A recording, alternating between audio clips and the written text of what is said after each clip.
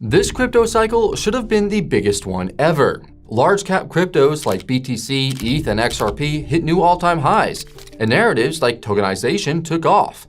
Regulation was better than ever, and investors now have easy access to crypto through spot ETFs.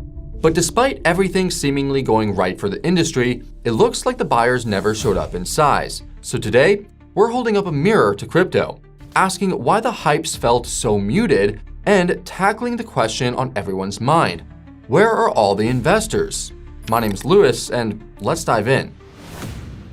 Before we begin though, I'm not a financial advisor, and nothing in this video is financial or investment advice. It's educational content intended to explore the surprising absence of crypto inflows.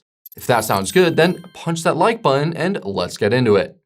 Now, back in 2021, everyone was buzzing about crypto's cutting-edge tech and the possibilities that came with it. Memecoin moonshots were everywhere, NFTs had taken over profile pictures, and even your technophobic uncle was buying VR headsets to explore the metaverse. Like all good things though, the 2021 bull market came to an end. Some people walked away from crypto for good, while others stuck it out through one of the most brutal bear markets ever. And that was fine, because they knew that the next bull market would be even bigger and better than the last. Or so they thought. Despite all the progress made around crypto market structure, regulation, education, and marketing, retail excitement just hasn't shown up, especially compared to previous cycles. This is evident across several metrics. For starters, exchange trading volumes haven't experienced the same parabolic surge seen in 2021. Even when volumes spiked this cycle as BTC reached new all-time highs in 2025, they remained well below 2021 levels, signaling low retail investment. Google search trends confirmed this, with search terms like crypto, cryptocurrency, and even Bitcoin being at multi-year lows. Although, intriguingly, search trends for things like stablecoins, tokenization, and RWA are actually at multi-year highs, which indicates more institutional interest. More on that later. Anyway, another indicator of low investor interest can be found on-chain. As you might have heard, the number of active Bitcoin addresses has been gradually declining over time. As I record this, the active Bitcoin address count sits at roughly 650,000, about 50% down from its peak of around 1.3 million back in April of 2021. For what it's worth, the number of Bitcoin shrimps, while it's holding less than 1 BTC, has been steadily rising, which could be a sign that existing investors in the crypto market have been turning their focus towards Bitcoin. Evidence for this can be found in Ethereum's on-chain data. If we track wallets with small ETH holdings, you'll notice a sharp drop-off after July 2022, with little recovery since. Since Ethereum is the largest altcoin, it serves as a proxy for the broader altcoin market, and the data clearly shows that attention remains far more focused on Bitcoin rather than altcoins. This is also reflected in Bitcoin dominance, which has been in a long-term uptrend since August 2022. But it's worth noting that Bitcoin dominance began falling last summer. If Bitcoin dominance continues to fall, this could either signal more money flowing into altcoins or into stablecoins and tokenized assets as they become a bigger sector of the market. In any case, there are plenty of other indicators we could point to, but you get the idea. Investors haven't been as excited about crypto this cycle. This doesn't mean that it's not possible to make money though. Many retail investors have found that trading crypto is a great way to make gains regardless of market conditions. And if you are trading crypto, then you have to check out the Coin Bureau deals page. That's where you'll find exchange sign-up bonuses of up to $100,000, trading fee discounts of up to 50%, and deposit cashbacks of up to 75% on the best crypto exchanges. Just hit the link in the description or scan this QR code, which will take you right to the deals page. There, you'll see all of our offers across a range of exchange partners. Then, click one of the Sign Up Now buttons, and that should take you right to the deal. These deals won't be around forever though, so take advantage of them while you can using the link in the description below or by scanning the QR code.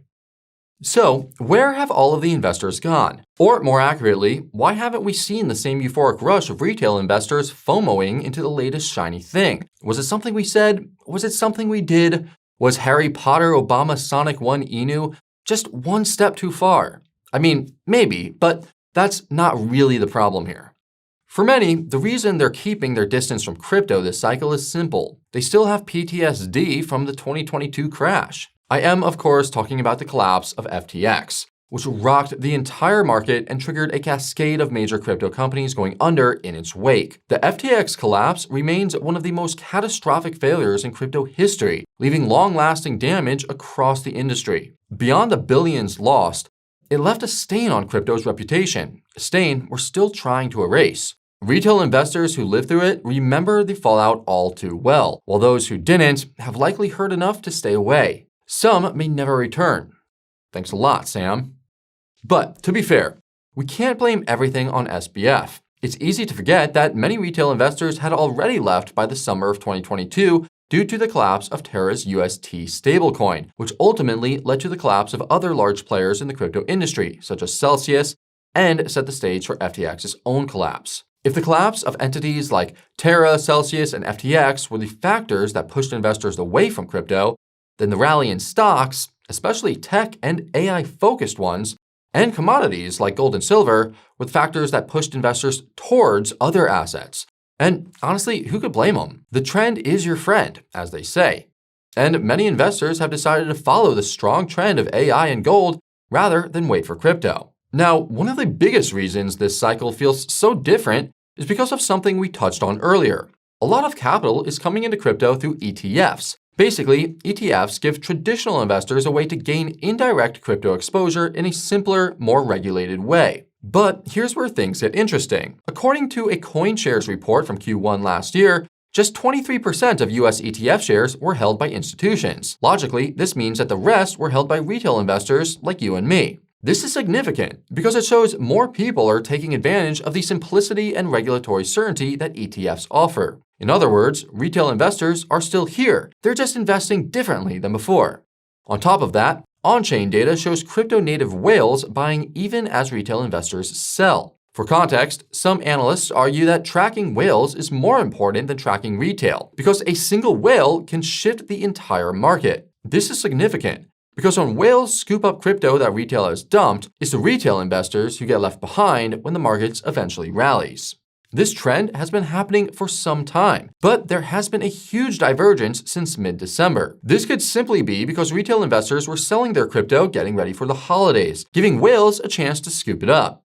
Whatever the reason though, whale influence is growing, while retail influence is shrinking. And to make matters worse, much of the remaining retail capital has been lost in the PvP gambling arena of meme coins. In the first half of 2025, while whales and institutions doubled down on major cryptos like BTC and ETH, retail investors were distracted chasing meme coin gains. The result was that the meme coin sector became flooded with thousands of new tokens every single day, thanks to launchpads like Pump.Fun that let anyone create a token in seconds at almost no cost. Traders scrambled to get in before a pump, then raced to sell for a profit. And it all happened incredibly fast. Case in point, an October 2025 report from Galaxy Digital revealed that the median hold time for meme coins on Solana, where most of the action was just 100 seconds. Not hours, not minutes, seconds.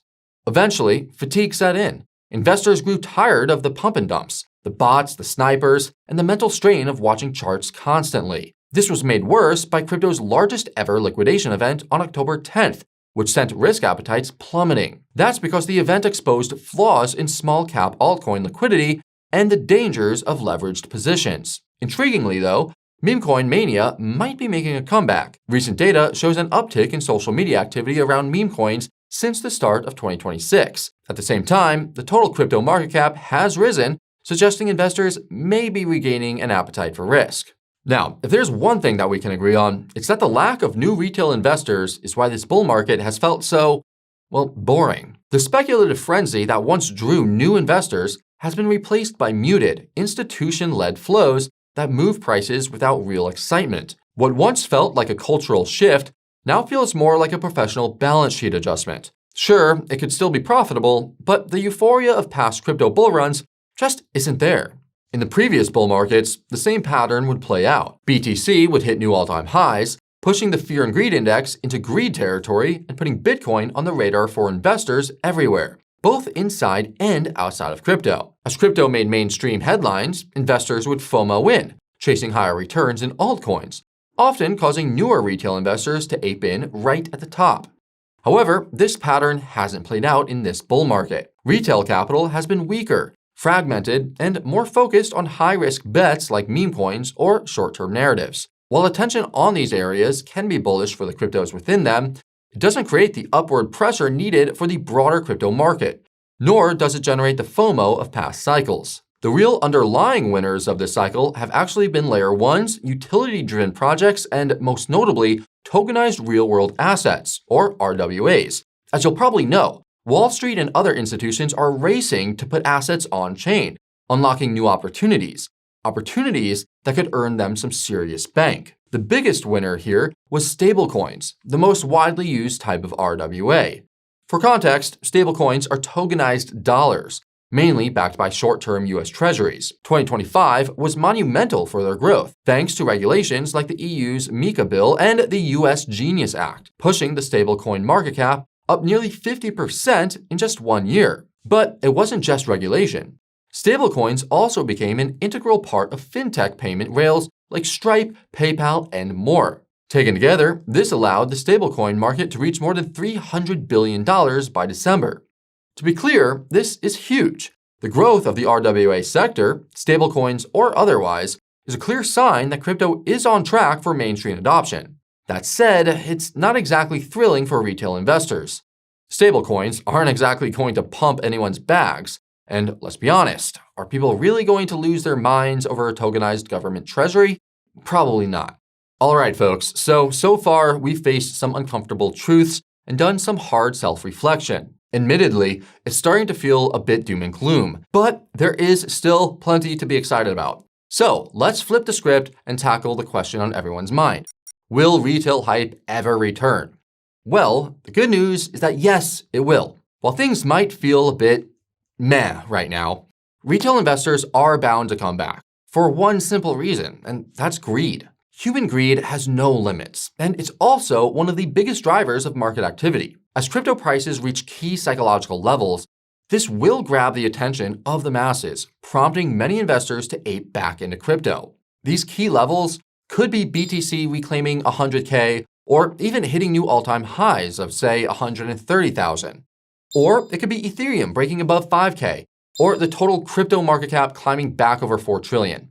And it's worth noting that in recent weeks, market sentiment has turned more positive, so these targets might not be as far-fetched as they seem. Alternatively, retail investors could feel the FOMO if prices have been going up for a sustained period of time. Or they might turn to crypto if other assets like gold or AI stocks start to cool off. In that case, investors would chase higher upside potential, and crypto will likely be one of the first places that they'd look. And believe it or not, retail investors could get swept up in the hype sooner than you expect.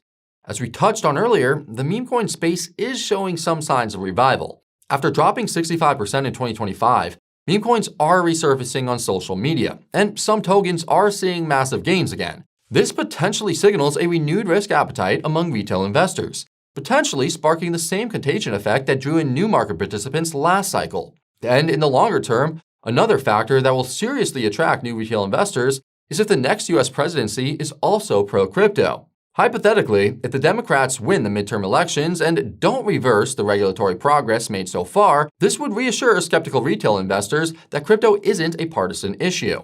But even if retail FOMO doesn't kick in immediately, there are still plenty of opportunities in the meantime.